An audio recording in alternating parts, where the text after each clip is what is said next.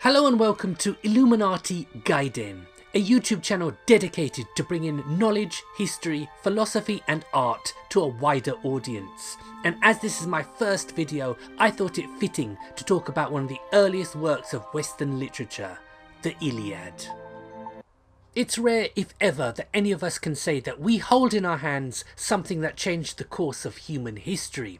In fact, only the Bible has had a greater effect on the minds of men and the destinies of nations, as has had the Iliad. Written by, or at least credited to, the poet Homer, this great work chronicling the fate of the city of Ilium, more commonly referred to as Troy, was written sometime in the 8th century BC, but details events that took place at least 5 centuries before, and which until the 19th century were largely considered fictional by modern scholars. But some German dude using the Iliad as a guide actually found it. I mean, that's like someone finding Atlantis today.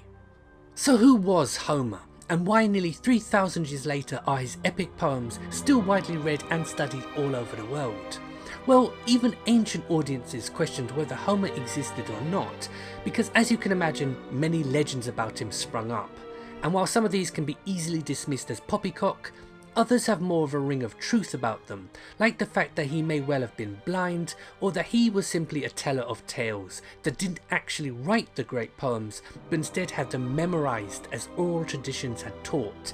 And when writing became available to the Greeks, it was somehow his version of the story that got set down in stone, or clay, whatever it was that they first wrote on.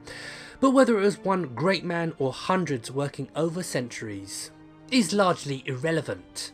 What has come down through the ages in the pages of the Iliad is still one of the greatest works of Western civilization. Its story is timeless, its heroes immortal.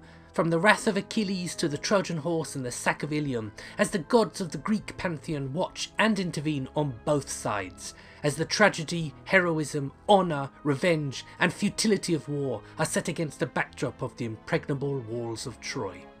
In fact, the most famous scenes from the war, such as the Trojan horse and Achilles' heel, two things that most modern audiences would be familiar with, are not even present.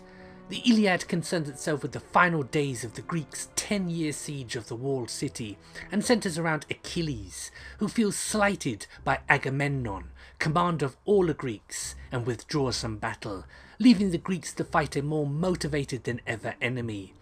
The death of his companion sends Achilles into such a rage that even the gods themselves are forced to fall back.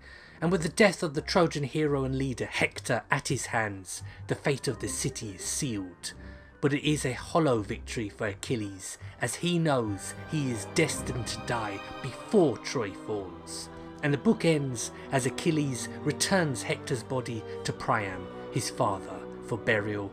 As the whole city mourns its champion, they also know full well they too will be joining him in death.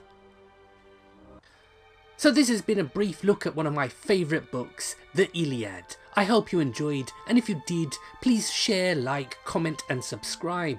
I'll have more videos across a broad range of subjects up soon, so thanks for watching and goodbye.